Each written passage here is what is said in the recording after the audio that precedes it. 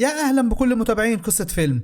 معانا النهاردة فيلم جديد، بس قبل ما نبدأ ما تنسوش تشتركوا في القناة وتفعلوا التنبيهات عشان يوصل لكم كل جديد. ومش هوصيك بقى، شوب القهوة التمام ويلا بينا نبدأ. فيلمنا النهاردة بيبدأ مع عصابة بتسرق البيوت بتتكون من 3 أشخاص، وهم روكي اللي بتتمنى تجمع فلوس وتسيب المدينة اللي هي فيها للأبد، وموني حبيب روكي، وأليكس المسؤول عن فتح البيوت اللي أصحابها مسافرين، ودايما بيسرقوا مقتنيات ما بتعديش ال 10000 دولار، ومفيش سرقة فلوس نهائي، لأن في القانون الأمريكي لو تم سرقة فلوس بيعتبر سرقة كبيرة ويتم التحقيق فيها بشكل رسمي، ولو الجناة اتقبض عليهم بيواجهوا عقوبة سجن لمدة 10 سنين. وبيكون أساس السرقة هو أليكس، لأنه بيسرق مفاتيح البيت من مكتب والده اللي شغال في شركة أمنية مسؤولة عن تأمين البيوت اللي بيسرقها، وبيكون عند والده مفاتيح احتياطية للبيوت وأرقام فصل جهاز الإنذار. ولكن موني بيواجه مشكلة في بيع الحاجات اللي بيسرقوها، بسبب ان التاجر اللي بيبيع له بيشتري منه المسروقات بفلوس قليله جدا بحجه انها مسروقه، وبينصحوا التاجر انه لو عاوز فلوس كتيره يسرق بيت معين بيديله عنوانه. وبيروح موني عشان يعرض البيت على أليكس وروكي، وبيقول له ان البيت مملوك لمحارب عسكري متقاعد وعايش لوحده ومتأمن على البيت تبع الشركه بتاعت ابو أليكس. وبيقول لهم ان في اخبار حلوه، وهي ان من سنتين في بنت غنيه كانت راكبه عربيه داست على بنت الراجل ده وموتتها، وعائله البنت الغنيه عوضته بمبلغ كبير، واكيد المبلغ ده هو محتفظ بيه جوه البيت وما صرفوش لانه ساكن في منطقه بسيطه ومستواه زي ما هو، ومعنى كده انه ما صرفش حاجه من التعويض. وبيوافقوا كلهم على السرقه بعد اقناع أليكس بيها. وبيراقب موني البيت لمده 5 ايام، وبيقول لهم انها هتبقى سرقه سهله لان الحي كله فاضي ومفيش عربيات شرطه بتعدي من الشارع اصلا.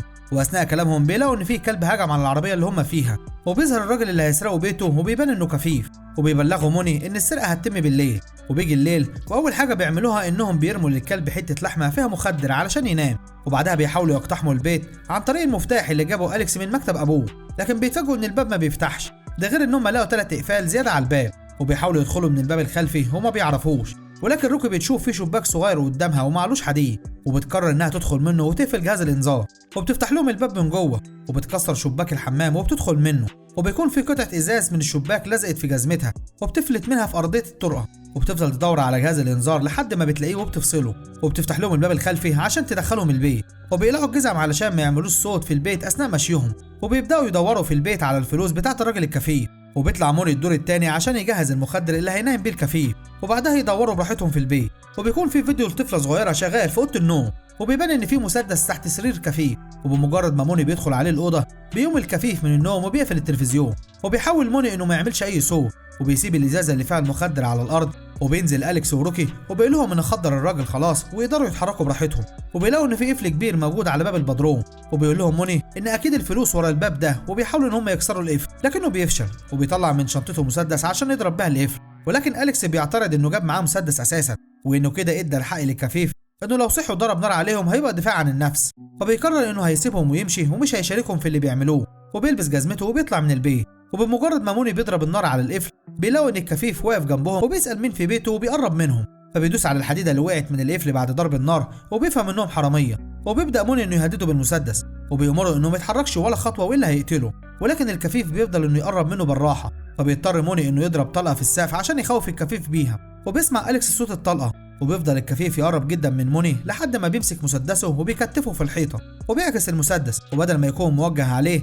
بيخليه موجه على راس موني، وبيسأله الكفيف كم واحد موجود في البيت، وبيرد عليه وبيقول له ان هو بس اللي موجود، في حين ان روكي بتبقى واقفه جنبه وما بتعملش صوت، لحد ما بيقرر الكفيف انه يضربه بالنار، وبيقع ميت في الارض، وبتترعب روكي وبتدخل تستخبى في اوضه اللبس. ومع صوت الطلق التاني بيقرر أليكس انه يدخل البيت تاني عشان يعرف ايه اللي حصل، وبيلاقي كفيف جاي في وشه وبيقدر يتجنبه في اخر لحظه، وبيدوس الكفيف على الازاز المكسور في الارض، وبيعرف انه ازاز شباك الحمام، فبيروح ناحيه الباب الخلفي وبيلاقيه مفتوح فبيقفله بالقفل، وبيكمل حركه في البيت وفي ايده مسدس موني، وبيجيب لوح خشب تاني كبير عشان يقفل بيه شباك الحمام اللي روكي دخلت منه، وبيكون أليكس مستخبي تحت الحوض وبيحاول انه ما يعملش اي صوت او يتنفس، وبيلاقي ان روكي بعتت له على الموبايل انها مستخبيه جوه البيت في اوضه اللبس. وبعد ما بيخلص الكفيف قفل الشباك بيروح ناحيه اوضه اللبس اللي روكي مستخبيه فيها، وبيتراقبه وهو بيكشف مكان الخزنه بتاعته، وبتشوفه وهو بيكتب كلمه المرور، وبيطمن ان الفلوس لسه مكانها، وبتستناه انه يخرج من الاوضه، وبيجي لها أليكس عشان يحاولوا يخرجوا من البيت، لكنها بتقوم وبتفتح الخزنه وبتاخد كل الفلوس اللي فيها،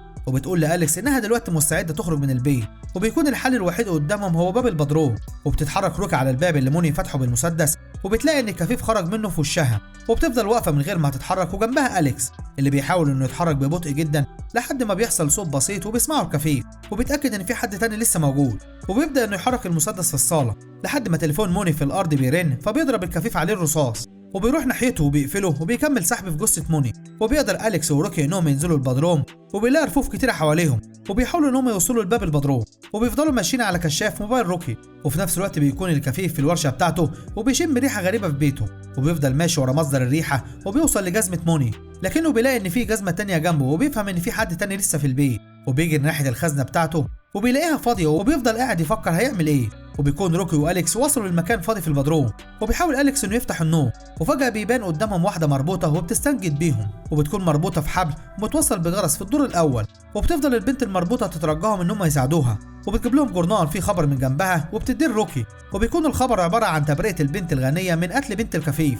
وبتفهم روكي إن البنت المربوطة هي سيندي، البنت اللي داست على بنت الكفيف بعربيتها، وإنه خطفها وحبسها في البدروم بتاعه من ساعتها. وبتفضل سيندي تشاور على الخزنة اللي قدامها، وبيحسوا بصوت جري على السقف، وبيكون الكفيف بيجري على البدروم عشان يعرف ان في حد تحت عند ساندي. وبيقدر أليكس انه يفتح الخزنه اللي قدامه لان كلمه المرور بتاعتها هي نفس كلمه مرور الخزنه اللي فوق، وبيلاقوا جواها مفاتيح، وبينجحوا ان هم يحرروا ساندي، وبيوصلوا الباب اللي هيخرجهم بره البيت، لكنهم بيلاقوه مقفول بقفل تاني. وبيجرب أليكس المفاتيح اللي معاه وبينجح انه يفتح الباب، وقبل ما بيخرجوا بيلاقوا الكفيف في وشهم وبيضرب بالمسدس عشوائي عليهم، وبتصاب ساندي في وشها وبتموت. وبيرجع أليكس وروكي تاني جوه البيت، وبينزل الكفيف عشان يكمل مطاردة ليهم، لكنه بيخبط في ساندي وبيلاقيها ماتت، وبيعرف انها هي، وبيفضل يصرخ لانها ماتت، وبيحملهم ذنب موتها، وبيقرر انه هيقضي عليهم. فبيقوم وبيقفل وراهم باب البدروم بالقفل، وبيكسر المفك في مكان المفتاح، وبيقفل عليهم النور في البدروم، وبيبدا انه يطاردهم وبيضرب عليهم النار. وبيقدر الكفيف انه يتحرك اسرع منهم لانه حافظ البيت، لحد ما بيمسك أليكس من رقبته وبيضربه بالرصاص، لكنه بيلاقي ان الرصاص اللي معاه خلص. فبيفضل أليكس انه يقاوم لحد ما بيوقع الرف عليه، وبيهرب هو وروكي ناحيه النور، وبيطلعوا تاني للدور الاول، لكنهم بيلاقوا ان الكلب فاق وواقف قدامهم. فبتاخد روكي المفاتيح وبترجع بهدوء للباب الرئيسي، وبتحاول تفتحه بالمفاتيح اللي اخدوها من خزنه البدروم، ولكن الكلب بيجري ناحيتهم، وبيضطروا يسيب المفتاح في الباب وبيهربوا للدور التاني، وبيستخبوا في اي اوضه قدامهم، وبيكون كل شبابيكها مقفوله بخشب او حديد. وبيكون الكفيف طلع من البدروم وراح على الاوضه بتاعته عشان يجيب المسدس، وبيبدا يحاول يدخل الاوضه اللي هم فيها، وما بيكونش قدامهم الا فتحه التهويه عشان يهربوا منها، وبتدخل روكي فيها. وقبل ما أليكس يدخل وراها بيكون الكلب دخل الاوضه وهجم عليه، وبيخبطه جامد في الشباك المقفول من الخشب، وبيقع منه على سطح الدور الاولاني الازاز. وبيكمل الكلب مطارده روكي من خلال فتحه التهويه لحد ما بيخليها تقع من مكان عالي على راسها وبيغمى عليها. وبعد ما بيفوق أليكس بيحاول انه يقوم من على الازاز قبل ما يتكسر، وبيدخل جوه البيت تاني، لكنه بيلاقي ان الكفيف باصص عليه وبيضربه بالرصاص، وبتيجي الرصاصه في الازاز اللي هو نايم عليه، وبيقع تاني جوه البيت.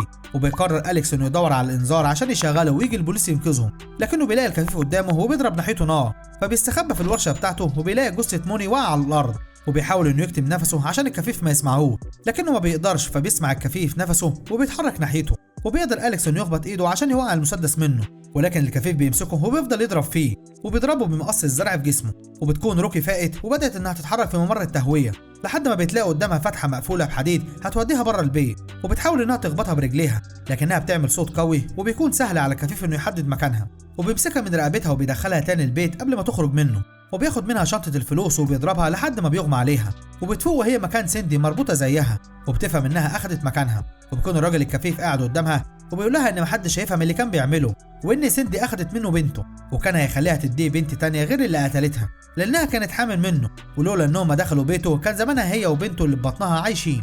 وكان وعدها انه هيطلق سراحها بمجرد ما تولد. ودلوقتي بما ان سيندي ماتت يبقى المطلوب من روكي انها تديله الطفل بدل اللي مات عن طريق الحق. وفي نفس الوقت بيفوق أليكس وبيكون المقص المطعون في جثه موني اللي كانت واقعه جنبه. وقبل ما الراجل الكفيف يلمس روكي بيضربوا أليكس بشاكوش اللي معاه وبيحرر روكي، وبيكتفوه هو في مكانه، وبيجروا على باب البيت. وقبل ما أليكس يخرج من البيت بيتقتل برصاصه من ظهره عن طريق الكفيف اللي قدر انه يحرر نفسه. لكن روكي بتقدر انها تجري بره البيت، وبتبص على البيت من بعيد وبتكلم الراجل الكفيف وبتقول له ان ملوش لازمه بره بيته ومش هيقدر يمسكها بعد ما اخدت كل الفلوس. وبيفضل هو باصص لها وبيطلع من وراه الكلب بتاعه وبيجري ناحيتها. وبتحاول روكي انها تهرب منه لحد ما بتوصل لعربيه موني لكن الكلب بيهجم عليها وبياخد الشنطة منها وبتدخل تستخبى في العربية، وبتلحق تقفل الشباك قبل ما الكلب يدخل منه، ولكن بتفضل الفلوس بره في الشارع قدامها. بتفتح شنطة العربية وبتخلي الكلب يدخل جواها وبتحبسه في الشنطة، ولكن من قوة الكلب بيقدر انه يخرج من الكنبة الخلفية لحد ما بتقدر انها تربطه في خطاف جنبها، وبتسيبه في العربية وبتنزل منها عشان تاخد الفلوس. وقبل ما تاخد الفلوس بيكون الراجل الكفيف قدر انه يوصل لمكانها بسبب صوت الكلب، وبيضربها لحد ما بيغمى عليها، وبيفضل جررها من شعرها لحد ما بيدخلها البيت من جديد. وبتلاقي جنبها أليكس ميت وفي ايده الريموت اللي بيشغل الانذار، وبتضطر انها تشغل الانذار عشان الصوت العالي هيشتت الكفيف، وساعتها تقدر تتحرك من غير ما يركز في تحركاتها.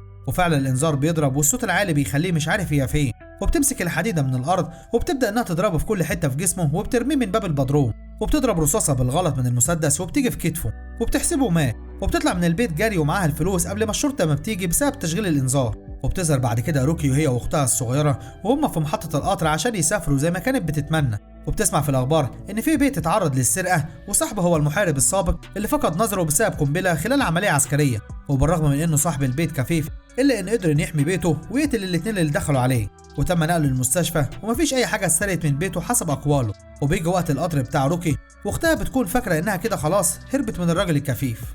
وبكده بيكون فيلمنا خلص النهارده. ومش هوصيك بقى، لو اول مره تشوف افلامنا ما تنسوش تشتركوا في القناه وتفعلوا التنبيهات عشان يوصل لكم كل جديد، وما تنسوش تشتركوا في صفحه قصه فيلم على الفيسبوك عشان تتابعونا اول باول. هسيب لكم اللينك بتاعها في الوصف تحت. سلام.